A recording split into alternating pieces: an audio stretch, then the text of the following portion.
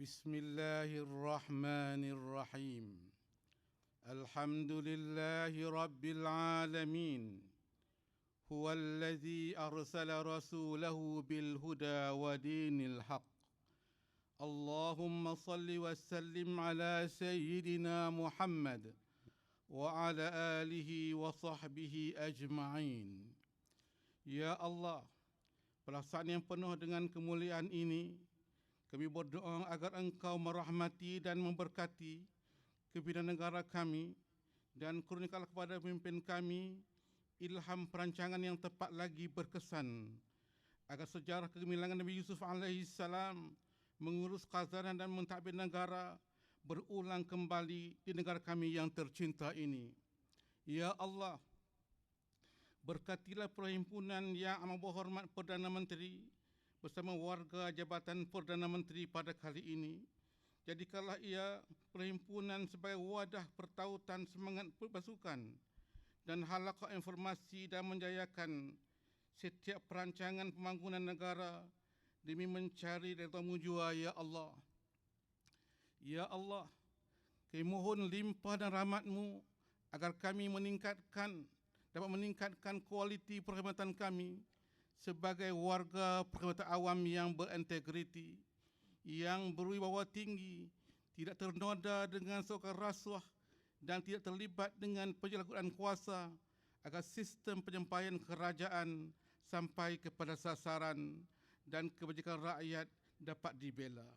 Tamankanlah khazanah negara dengan penghasilan yang diberkati, pengurusan yang diridai serta penggihan yang dirahmati.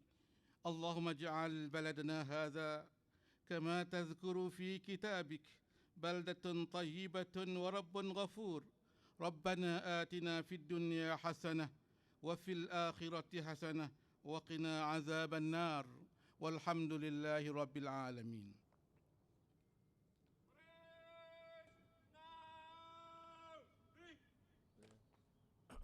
Assalamualaikum warahmatullahi wabarakatuh dan salam sejahtera.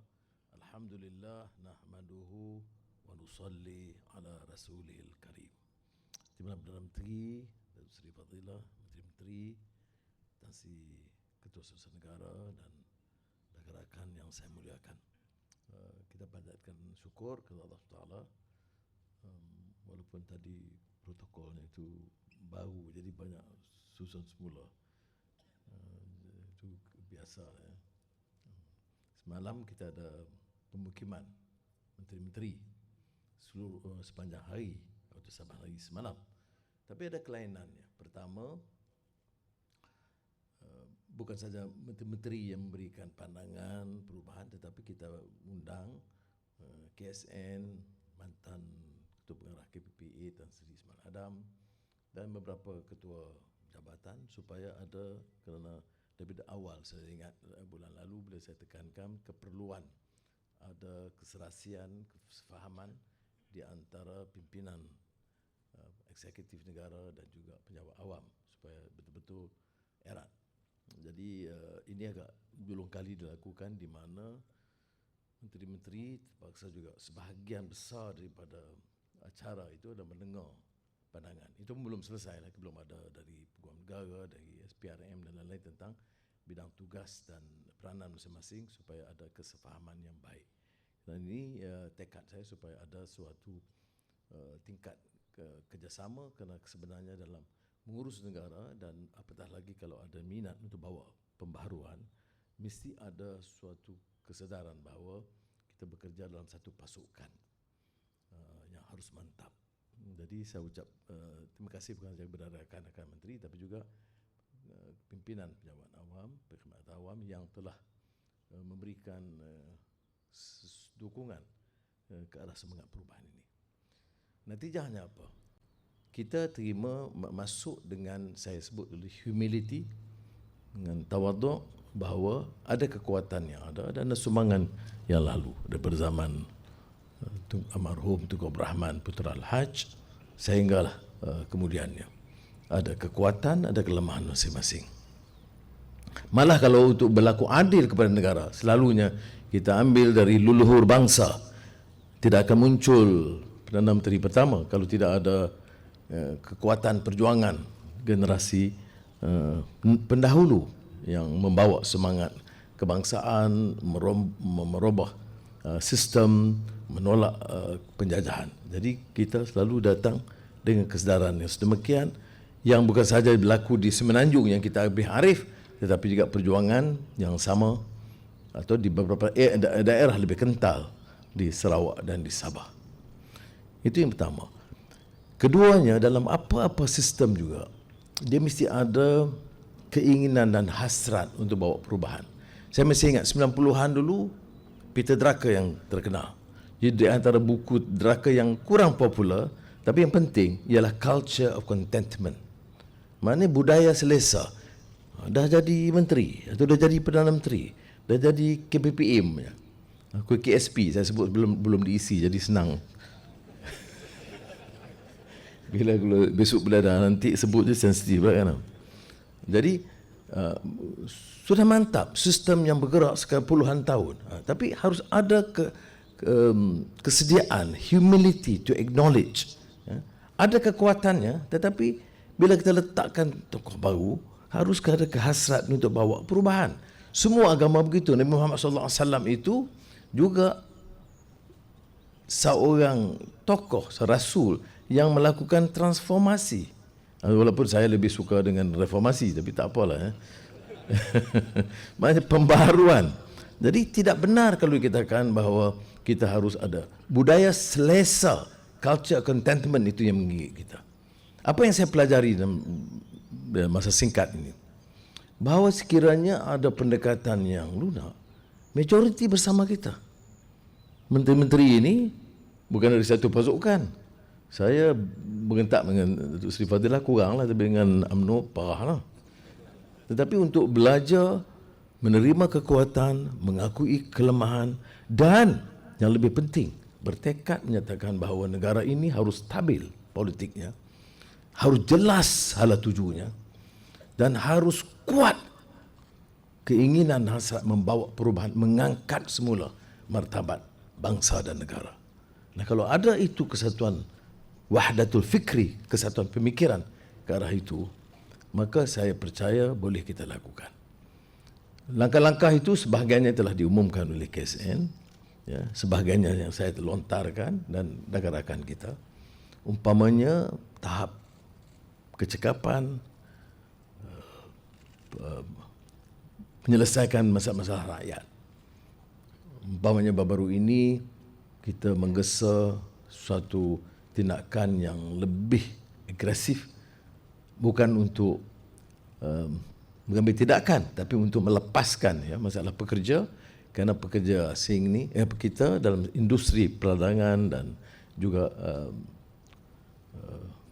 pembuatan dan bidang-bidang tertentu yang nampak sangat kurang dan dia menjejaskan kadar pertumbuhan negara kita. Jadi saya lihat immigration menyambut begitu baik. Ya. Kemudian beberapa langkah yang kita dukung. Ya. Sudah ramai orang menganggap bahawa beberapa tindakan kita itu menuju pada pihak tidak. Apa-apa tindakan itu harus lebih telus.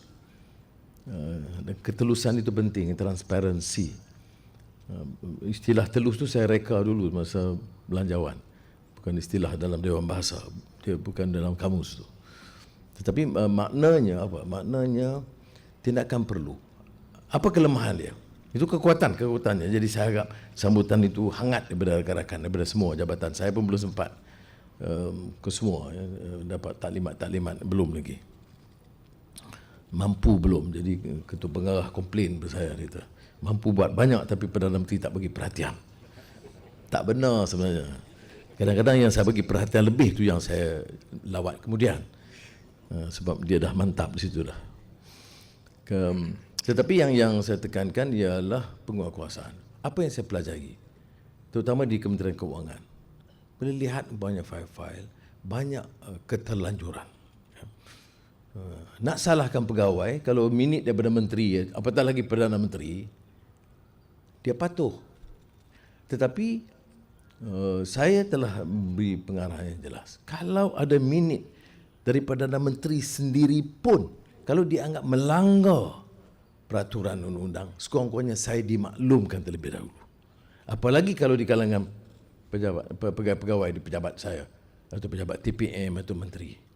Sebab itu dia langkah pertama saya buat arahan dan minta menteri-menteri bekerjasama, ialah kali pertama, semua SUSK, termasuk KSUK pejabat Perdana Menteri, itu harus dari kalangan PTD. Supaya ada penyelarasan itu baik. Kalau tidak, dari tradisi yang lain dia kurang faham. Jadi langkah-langkah ini diambil, tapi saya nak tekankan ia akan hanya berhasil kalau ada kerjasama yang penuh daripada rakan-rakan. Setakat ini, tanyalah KSN, saya alhamdulillah dengan pejabat awam ni sangat terutang budi kerana nampak semangat dan sambutan saudara itu sangat baik. Teguran-teguran saya boleh terima baik. Macam saya akan sebutlah, kontrak-kontrak yang kadang-kadang komisionnya terlalu tinggi, harganya tidak berpatutan. Ya. Ini bukan saya menuju kepada siapa, it's a fact. We cannot succeed as a nation kalau kebocoran, ketirisan itu begitu banyak. Dan ramai pegawai dia tak tahu, dia ada arahan, dia terpaksa patuh. Tak patuh kan tukar ke pool ke apa kan. Ya. Jadi sebab itu saya harap saudara beri kerjasama dan kita terus meningkat. Saya kadang beritahu ke KSN, dia perimpunan ni kena masa tengah panas macam ni ke? Masa di Kementerian Keuangan esok ada Kementerian Keuangan, saya tanya tiba-tiba lagi SP tu, tak ada kan boleh bawa tempat teduh ke sikit. Jadi kita nak bercakap, kita rasa guilty, nak panjang, luar panas. Nanti saya bincang. Ini sebenarnya dia di 40 KSN. KSN pun kita kena jaga, jangan ada masalah dengan dia. Jadi saya ucap terima kasih sekali lagi, dan mungkin dalam ruang yang lain saya nak lontarkan idea dan dengar pandangan dari saudara seperti mana saya lakukan dengan semua KSU dan ketua pengarah, dan insya-Allah kita adakan. Kalau ada apa-apa masalah, jangan simpan, kerana kita nak pastikan negara ini bergerak dengan lebih pantas, ya. Dan tolong sampaikan sama ada ke saya atau Tim Malam Perdana Menteri ataupun KSN Menteri-Menteri supaya kita dapat maklum membalas yang baik. Terima kasih. Wassalamualaikum warahmatullahi wabarakatuh.